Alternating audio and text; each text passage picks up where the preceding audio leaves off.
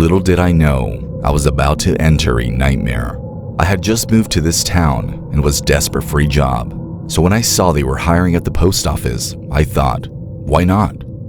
I entered the post office for the first time that day and was immediately met by a musty odor.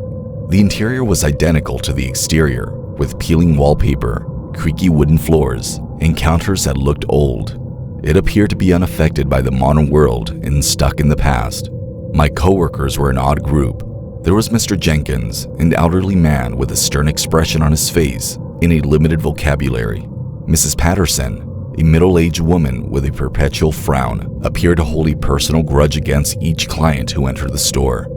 Then there was Tim, a young man about my age who appeared to be friendly enough, but frequently displayed signs of nervousness and agitation. I got into my routine, and then the strange things started to happen. Inexplicably, packages would disappear, and then mysteriously reappear in unexpected places. Unending complaints from irate clients resulted from letters going missing. Sometimes, in the empty hallways, I would hear unsettling whispers, but when I looked around, nobody was there. One night, as I was going through a pile of mail, I came across a letter that was addressed to the post office. It was written in blood red ink with a chilling message. They watched from within the shadows, and it had no return address. Beware. I showed Tim the letter as my heart began to race. This place is haunted, he murmured as he turned pale. The ghosts of former employees are imprisoned here and seeking retribution. That explains why odd things continue to occur. Although I couldn't believe what I was hearing, the evidence was growing. The whispers grew louder. Shadows danced in my peripheral vision, and I couldn't get rid of the feeling that I was being watched all the time. I once heard a spine-chilling scream coming from the back room as I was getting ready to lock up on a stormy night. When I dashed in the direction of the noise, Mrs. Patterson was staring at the wall, frozen with fear. A chilling message that read, "Leave while you still can," was written in what appeared to be blood. I made up my mind as my heart raced. The following day, I would resign and never again enter that eerie post office. The worst, however, was yet to come, which I was ignorant of. The following day, when I went to the post office, I was tense. I had already decided to give up and escape the clutches of the haunted building.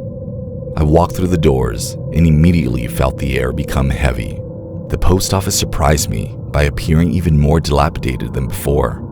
The walls were painted over with peeling paint, and the once flickering lights now barely gave off a weak glow.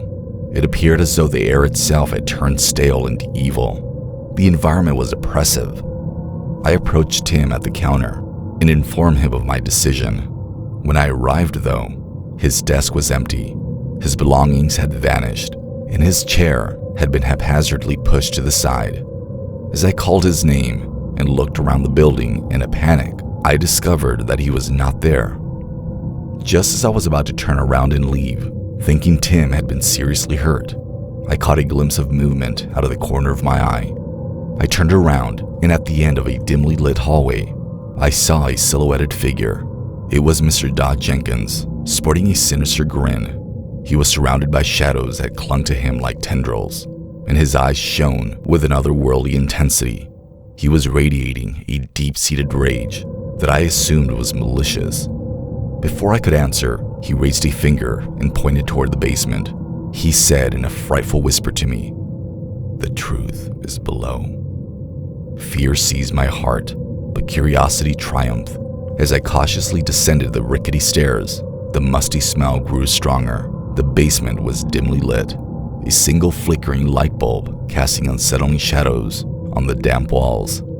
In the far corner, I discovered a closed door that was dusty and barely visible. The door seemed to be beckoning to me and inviting me inside to see what was there. My hands were shaking as I pushed it open.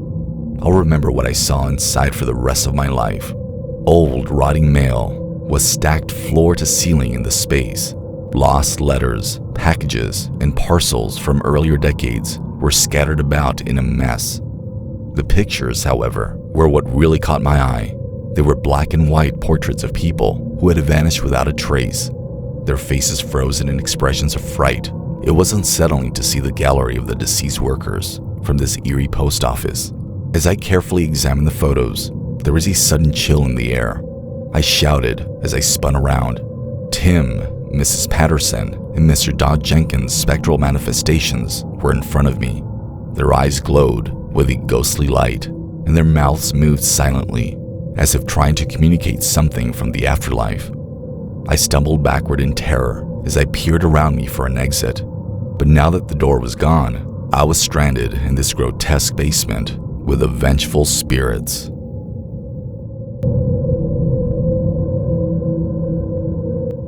I moved into this old house on 12 Oakwood Avenue, and that was when everything began. I never imagined those old horror films could become my reality, but it had that charming, rustic appearance you see in them. The first night in the new home was routine. I had just finished moving furniture and boxes when I collapsed on the couch, a well-earned cold beer in my hand. I believed I had finally found a place to call home when the living room's dim lighting made it feel comfortable. But as the evening wore on, events took an odd turn. I started to hear odd noises echoing through the deserted hallways. There were creaks, as if someone were moving cautiously. I initially dismissed it, attributing it to settling bones of the old house. Then, one night, I awoke to the sound of my bedroom door squeaking open. As I looked into the shadows, my heart was thumping in my chest. There was nobody in sight. I dismissed it as a mental illusion brought on by an overactive imagination. But the incidents continued to occur. Everything would be put away when I went to bed, but when I woke up, everything was a mess. Books were scattered across the floor, chairs had been pulled out from under the dining room table, and even the paintings on the walls were hanging at an odd angle. The house seemed to be engaged in some sort of bizarre game while I slept. I had to stop ignoring it. In an effort to keep out whatever nefarious force was wreaking havoc at night, I started locking doors and windows. However, it continued after that. In the dead of night, I swear I could hear whispers, and the walls seemed to groan with evil. The house was playing with my sanity and seemed to have a life of its own. My claims were dismissed by family and friends as mere hysteria, and they advised me to leave. But I insisted on finding the truth because I was obstinate. In an effort to record any proof of the supernatural, I set up cameras. I would watch the footage night after night in an effort to find the answers. Then, on a crucial evening, the camera captured something I'll never forget. The video showed the furniture moving independently and gliding across the floor as if guided by an invisible hand. I felt a chill run down my spine as I took in the scene, and I knew I had discovered something unexplainable. That was the turning point for me. I couldn't live in a house where people played shady games. The following day, I got ready and departed without looking back. I can't help but wonder about the house on 12 Oakwood Avenue, even though I'm in my new house right now. Or was it just my mind playing tricks on me? Or was it really haunted? Whatever the circumstances, there are certain things in the world that defy explanation. Go bump in the night and transform your safe haven into a nightmare. And follow my advice and leave if you ever find yourself in a home where the interior moves around at night. I believe I could put the terrifying experiences behind me once I had left the haunted house. However, the memory of 12 Oakwood Avenue persisted like a spectral presence, persistently nagging at the back of my mind. I needed resolution and answers. I looked into the history of the house because I had an insatiable curiosity. 12 Oakwood Avenue had a troubled past. It was discovered a family had resided there for many years when tragedy struck. The father had killed his wife and children inside those very walls after becoming insane and killing them. Since then, the house has been empty, leaving a long-lasting fearful shadow over the neighborhood. With this information in hand, I couldn't get rid of the feeling that the ghosts of that tortured family still dwelt there. They were seeking solace for the troubled spirits, and I had unintentionally gotten caught up in their paranormal world.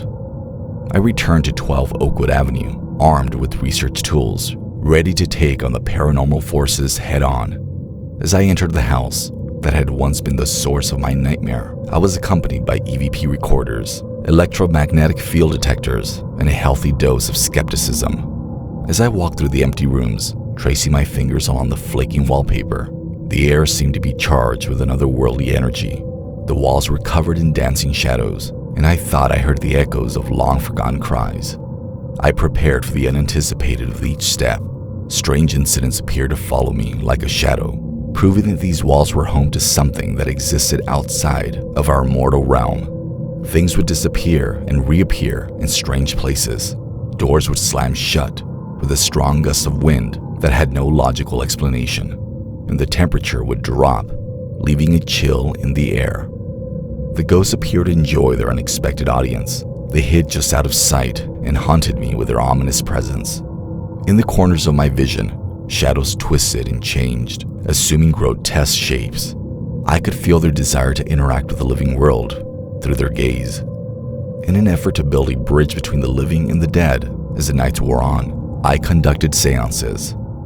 I yelled to the spirits in the room, pleading for information as candles flickered and cast an eerie light across the space.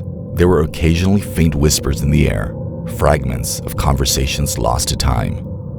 One night, during a particularly intense seance, I felt a chilling breeze pass through the space. An ethereal voice whispered in my ear as the atmosphere grew ominous and said something that made me shudder. Help. Release. Trapped. I experienced a sudden burst of energy that compelled me to learn more about the house's mysteries. I entered the basement, a pitch-black, uncharted space.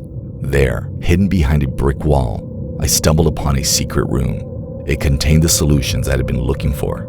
I came across the traces of a tragic past in the secret chamber, anguish entries from the father's old journals, who had lost his mind, described his descent into darkness.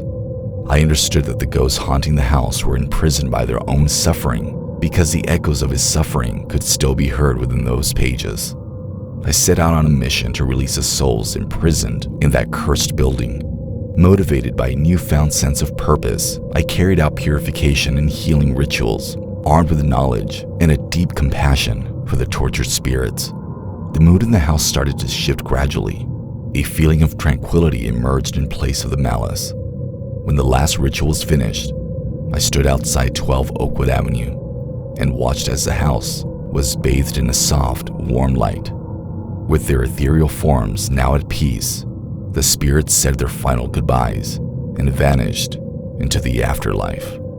That once dreaded house had changed into a haven for stranded souls. It showed me that even in the most hopeless situations, there is hope for redemption and resolution. It is up to us to find our way through the complex web of mysteries and invisible forces that exist in the world.